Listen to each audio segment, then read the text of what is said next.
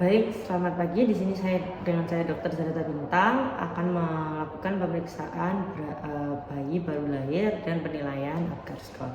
Di sini saya akan mencuci tangan, kemudian bayi yang baru lahir saya letakkan di tempat pemeriksaan. Yang pertama saya akan memeriksa appearance atau warna kulit, yaitu menilai warna kulit bayi dan memberi skor. Di sini skornya 2 karena seluruh tubuh tampak merah. Kemudian pulse atau jantung, menentukan laju jantung dengan mengukur pulse, meletakkan tangan di dada bayi dan mengukur frekuensi denyut jantung selama 1 menit. Kemudian saya beri skor 2 karena denyut jantung lebih dari 100 kali per menit dan bayi terlihat bugar. Kemudian menilai refleks bayi dengan memberi rangsang dengan menepuk pelan pada bayi. Di sini saya beri 2 karena terdapat reaksi melawan atau di 5 menit di menit kelima. Kemudian activity atau tonus otot, saya akan melakukan penilaian aktivitas tonus otot dengan melihat gerakan bayi. Di sini gerakannya 2 karena bayi terlihat bergerak aktif. Kemudian untuk respiration atau usaha nafas, tangisan bayi saya beri 2 karena bayi menangis kuat. Kemudian untuk menilai jumlah skor, dari masing-masing kriteria dijumlahkan nilai yang didapatkan untuk menentukan keadaan bayi.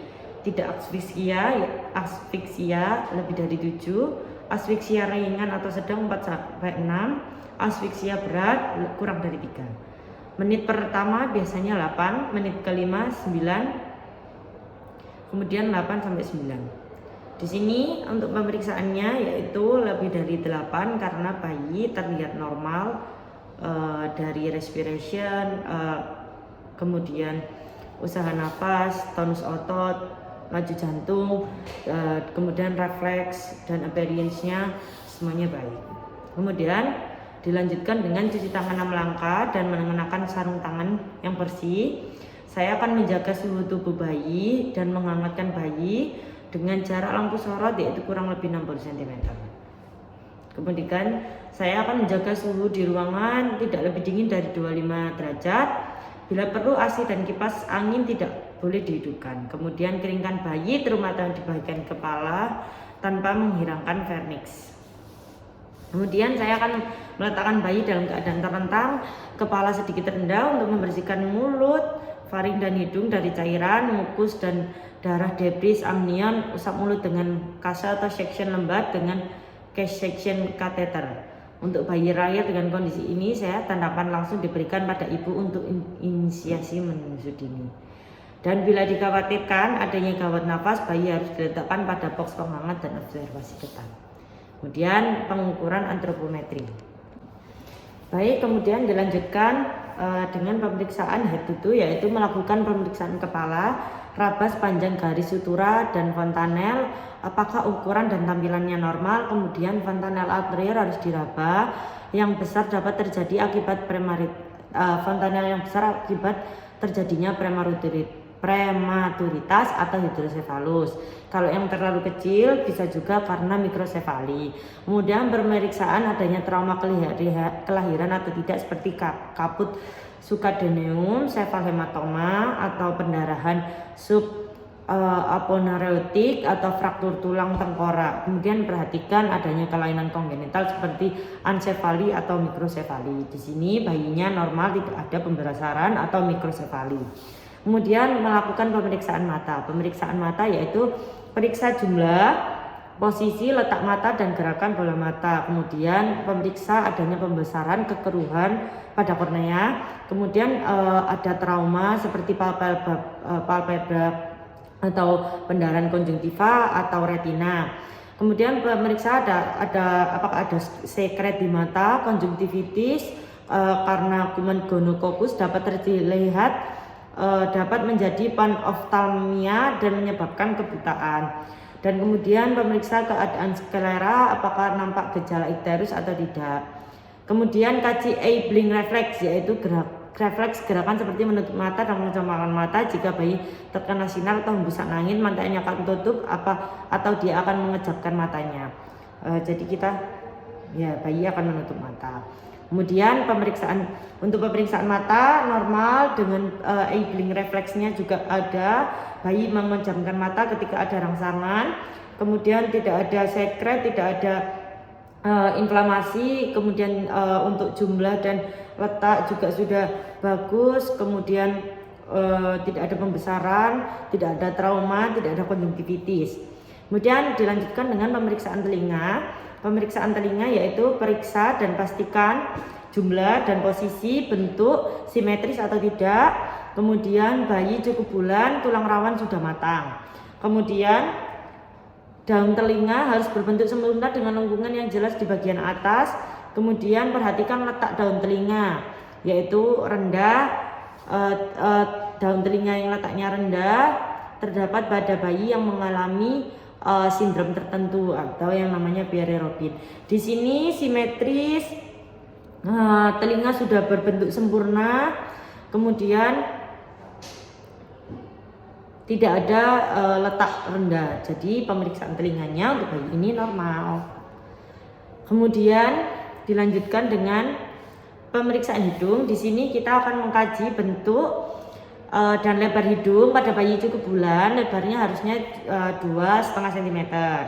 Kemudian bayi juga harus bernafas dengan hidung. Jika melalui mulut harus diperhatikan kemungkinan ada obstruksi jalan napas karena atresia koana bilateral atau fraktur tulang hidung atau encephalocele yang menonjol ke nasofaring. Kemudian periksa adanya sekret mukopurulen yang terkadang berdarah. Hal ini memungkinkan adanya sifilis kongenital. Kemudian periksa pernafasan cuping hidung, lihat apakah ada gangguan pernafasan di sini. Tidak ada pernafasan cuping hidung, tidak ada gangguan pernafasan. Kemudian lebar 2,5 cm, kurang lebih 2,5 cm normal dan tidak ada nafas melalui hidung yaitu atau obstruksi atresia koana. Baik, untuk pemeriksaan hidung adik ini normal ya. Kemudian melakukan pemeriksaan bibir dan mulut. Kemudian kita kaji bentuk bibir simetris atau tidak. Kemudian perhatikan area langit-langit mulut bibir bayi jika ada sumbing. Perhatikan jika ada bercak putih pada gusi maupun palatum. Kaji refleks rooting, mencari puting susu atau refleks sucking, menghisap, dan refleks swallowing, menelan. Kita mengkaji ya. Kemudian refleksnya ada semua. Kemudian bibir bayi juga tidak sumbing. Kemudian palatumnya juga tidak ada bercak putih. Bayi dinyatakan pemeriksaan mulut dan bibirnya normal. Kemudian untuk pemeriksaan leher, yaitu leher bayi biasanya pendek dan harus diperiksa kesimetrisannya.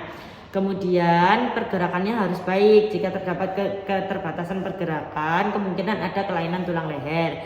Kemudian periksa adanya trauma leher yang dapat menyebabkan kerusakan pada plexus brachialis. Lakukan perabaan pembesaran di kelenjar tiroid dan vena jugularis. Misi ya. Baik, di sini lehernya simetris, tidak condong ke kanan atau ke kiri. Kemudian untuk perabaannya tidak ada pembesaran kelenjar tiroid dan vena jugularis. Kemudian untuk pemeriksaan dada, yaitu periksa kesimetrisan gerakan dada saat bernafas. Pernafasan yang normal, dinding dada dan abdomen bergerak secara bersamaan. Kemudian tarikan sternum atau interkostal pada saat bernafas perlu diperhatikan. Ya, bergerak bersamaan. Kemudian pada bayi cukup bulan, puting susu sudah terbentuk dengan baik dan simetris. Cek pengeluarannya. Payudara dapat tampak membesar tetapi ini normal. Baik, di sini untuk pemeriksaan dada normal ya Dek, karena untuk pergerakan dinding dada dan abdomen juga tidak ada kelainan. Kemudian pemeriksaan bahu dan lengan.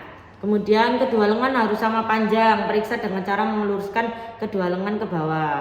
Nih.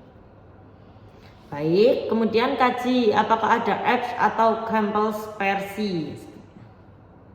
Tidak ada, normal ya. Kemudian periksa jumlah jari, perhatikan adanya polidaktili atau sidaktili. Tidak, normal. Kemudian telapak tangan harus dapat terbuka, garis tangan hanya satu berkaitan dengan abnormalitas.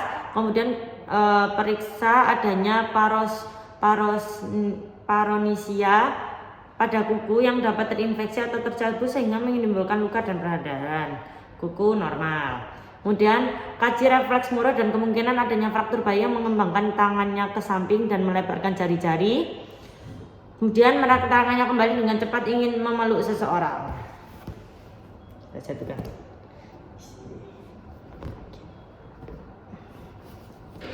Efek Moro positif. Kemudian palmar grasping yaitu menggenggam timbul bila kita menggoreskan jari melalui bagian dalam atau meletakkan jari kita pada telapak tangan bayi. Jari bayi akan melangkar ke dalam seolah memegang sesuatu dengan kuat. Ya, refleks palmar positif. Kemudian untuk pemeriksaan bahu, lengan dan tangan normal, tidak ada kelainan. Kemudian memeriksa abdomen yaitu amati tali pusat. Pada tali pusat terdapat 2 arteri dan 1 vena. Kemudian observasi pergerakan abdomen. Abdomen tampak bulat dan bergerak serentak dengan pergerakan dada saat bernafas. Kemudian raba abdomen untuk memeriksa adanya massa. Melihat dan meraba bentuk abdomen. Raba apakah ada massa abnormal, bentuk-bentuk perut cekung, kemungkinan terdapat hernia diafragmatika. Kemudian bentuk abdomen yang membuncit, kemungkinan hepatus atau splenomegali atau tumor. Di sini tidak ada massa yang teraba. Kemudian untuk bentuk perut tidak cekung, normal ya. Pemeriksaan abdomen dinyatakan normal. Kemudian memeriksa genitalia bayi laki-laki dan bayi perempuan. Pada bayi laki-laki panjang penis harusnya 3-4 cm, lebarnya 1-1,3 cm. Pemeriksaan porsi lubang uretra normalnya itu pada ujung penis. Propisium tidak boleh ditarik karena menyebabkan fimosis. Skrotum juga harus dipalpasi untuk menentukan jumlah testis apakah ada 2 sudah turun semua atau salah satu tidak ada. Kemudian bayi perempuan, pada bayi cukup bulan labia mayor telah menutupi labia minor.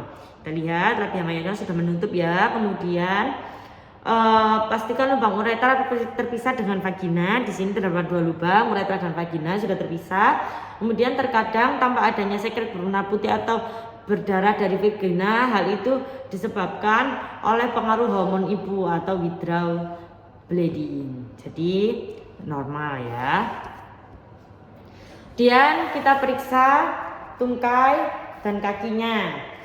Pemeriksaan kesimetrisan tungkai dan kaki. Periksa panjang kedua kaki dengan meluruskan keduanya dan bandingkan dan hitung jumlah jari-jari kaki. Kemudian kedua tungkai harus dapat bergerak bebas.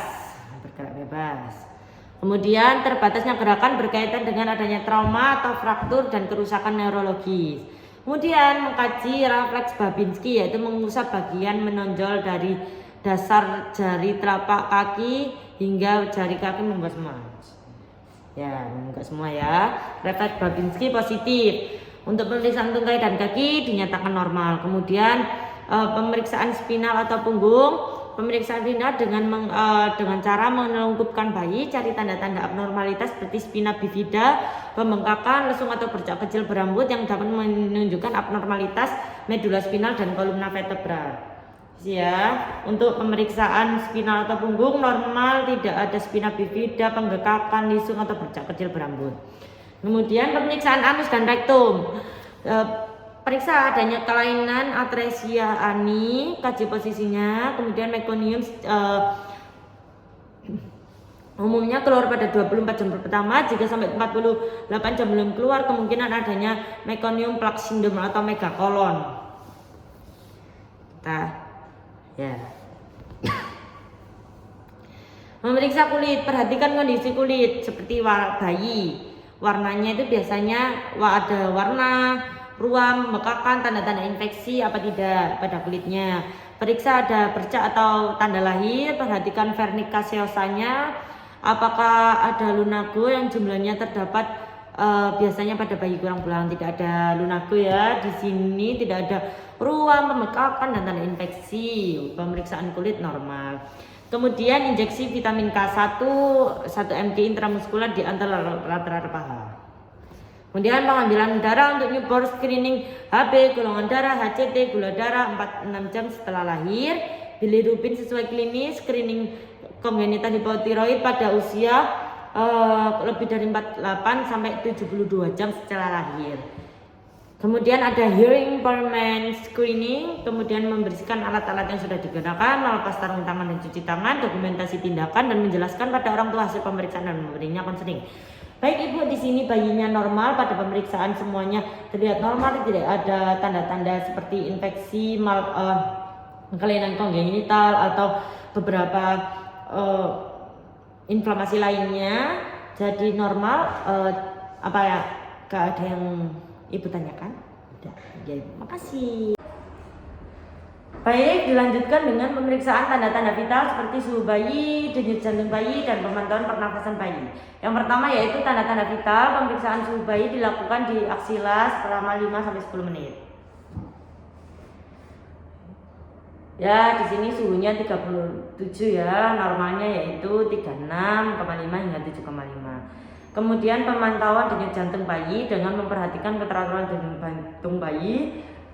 Dihitung frekuensinya 1 menit, normalnya itu 120 hingga 160 kali per menit. Diauskultasi menggunakan stetoskop.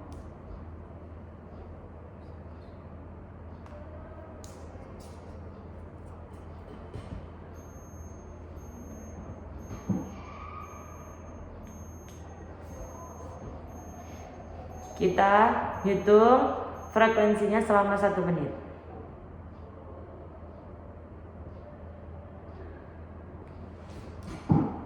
Baik, setelah itu pemantauan pernafasan bayi, yaitu menghitung pernafasan bayi selama 1 menit penuh. Kemudian memantau adanya apnu atau mengungkapkan adanya suara nafas tambahan, tarikan dada, frekuensi pernafasan normalnya yaitu 40 sampai 60 kali per menit. Di sini pernafasannya tidak ada suara tambahan dan tidak ada apnu, normal ya. Baik, dilanjutkan dengan pengukuran panjang badan. Letakkan bayi di tempat datar, ukur panjang bayi menggunakan alat pengukur panjang badan dari kepala sampai tumit, dengan kaki atau badan bayi diluruskan.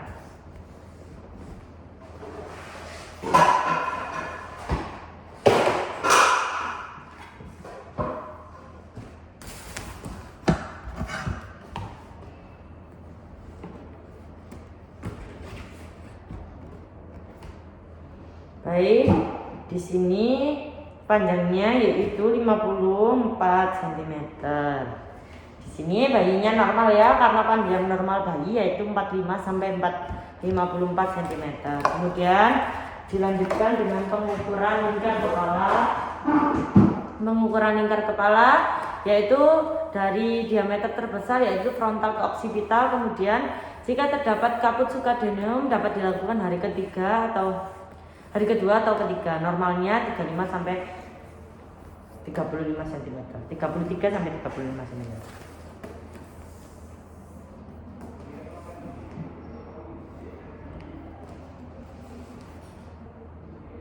Baik, untuk ukuran kepalanya yaitu 34 cm ya. Berarti adik ini kepalanya normal. Baik, untuk mengukur lingkar dada, pengukuran dilakukan di daerah dada ke punggung, kembali ke dada, kemudian pengukuran dilakukan melalui kedua puting, yaitu normalnya 38 cm.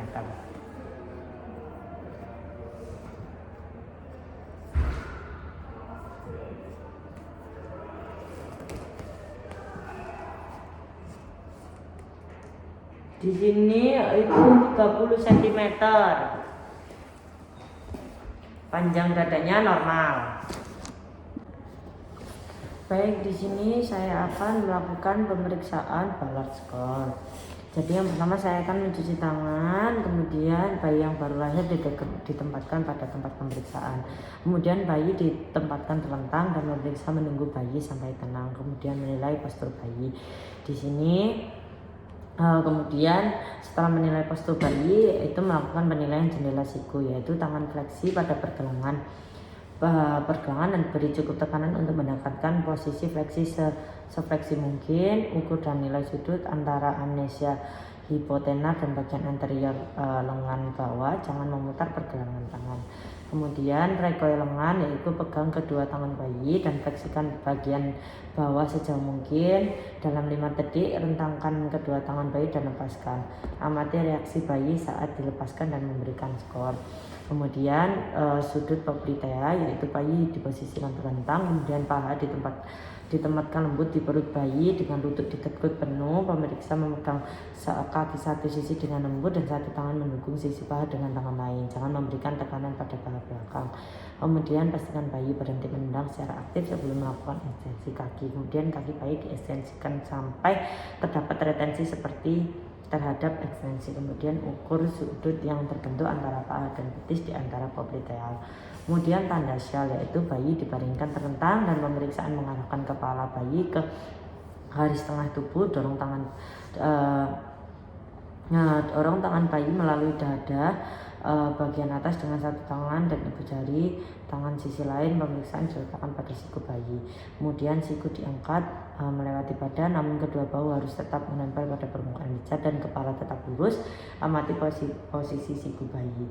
Kemudian perasat tumit telinga, yaitu posisi bayi dalam keadaan terlentang, lalu pegang kaki bayi dengan ibu jari.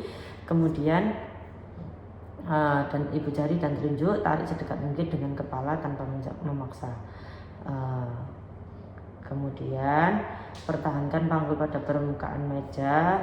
Periksa amati jarak antara kaki, kepala serta ekstensi kulit. Kemudian kepantauan fisik, yaitu perhatikan kulit bayi, warna maupun tekstur dan memberikan skor. Kalau lengket -1, merah segar merah seperti agar dan gelanti transparan 0, merah muda halus 1, dan vena-vena tampak permukaan mengelupas itu 2. Kemudian daerah pucat dan pecah-pecah dan vena jarang 3. 4 itu seperti kertas seperti kulit, pecah-pecah dalam tidak ada vena, dan 5 pecah-pecah kasar dan keriput. Kemudian lanigo itu adalah rambut-rambut halus pada bayi dengan mengamati daerah atas dan bawah punggung bayi. Kemudian berikan skor. Kemudian di sini -1 tidak ada, 0 jarang, 1 banyak sekali, 2 menipis, 3 menghilang, dan 4 umumnya tidak ada. Dan permukaan pelantar kaki, ukur panjang ujung kaki hingga tumit dan lihat garis telapak kaki. Kemudian berikan skor. Lalu -2 tumit ibu jari kaki kurang dari 40 mm, -1 tumit ibu jari kaki 40-50 mm, lebih dari 50 tidak ada garis 0, garis-garis merah tipis, dan lipatan melintang hanya pada bagian anterior 2. 3 itu lipatan pada 2/3 anterior, dan 4 ada garis-garis pada seluruh tapak kaki. Kemudian untuk payudara, memeriksa dan menilai skor areola. Ukuran areola menilai ada tidaknya bintik-bintik akibat pertumbuhan papila Montgomery. Di sini palpasi jaringan mamai di bawah areola dengan ibu jari dan telunjuk dengan mengukur diameternya dan memberikan skor, yaitu -1 tidak tampak, 0 hampir tampak, areola mendatar tidak ada benjolan 1, areola berbintil dan berbenjolan 1-2 mm 2, benjolan 3-4 mm 3, dan kemudian 5-10 mm 4. Kemudian mata dan daun telinga, pemeriksaan daun telinga dengan palpasi ketebalan tentakel dan melipat daun telinga ke arah wajah. Kemudian lepaskan dengan mengamati kecepatan kembalinya daun telinga ketika dilepaskan. Kemudian pemeriksaan mata dengan membuka dan memisahkan palpebra superior dan inferior menggunakan jari telunjuk dan ibu jari dengan memberikan skor. Kemudian -2 menyatu erat, -1 menyatu longgar, kelopak terbuka, pina datar terlihat terlipat, pina terlihat melengkung. Kemudian 0 kelopak terbuka, pina datar, pina terlihat melengkung 1, lunak, recoil lambat, pina memutar penuh, lunak tetapi sudah recoil 2, pina keras dan terbentuk, recoil segera 3, cortical global dan telinga kaku.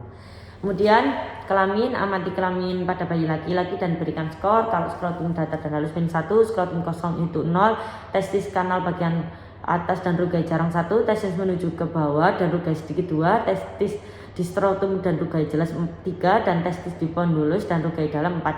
Kemudian amati kelamin bayi perempuan, yaitu klistoris menonjol atau labia datar itu -1, 0 itu klistoris menonjol labia minora kecil 0, klitoris menonjol labia minora membesar 1, labia minora dan minora sama-sama menonjol 2, labia mayora besar dan labia minor kecil 3, labia mayora menutupi klitoris dan labia minora itu 4. Kemudian totalkan jumlah skor dan tentukan usia kehamilan. Kemudian menentukan kesesuaian usia gestasi dan berat badan lahir dengan menggunakan kurva Lubchenco. Kemudian kesimpulan di sini itu neonatus aterm atau preterm atau sesuai dengan masa kehamilan. Baik, apakah pemeriksaan sudah selesai? Apakah ada yang ditanyakan? Tidak ada. Terima kasih.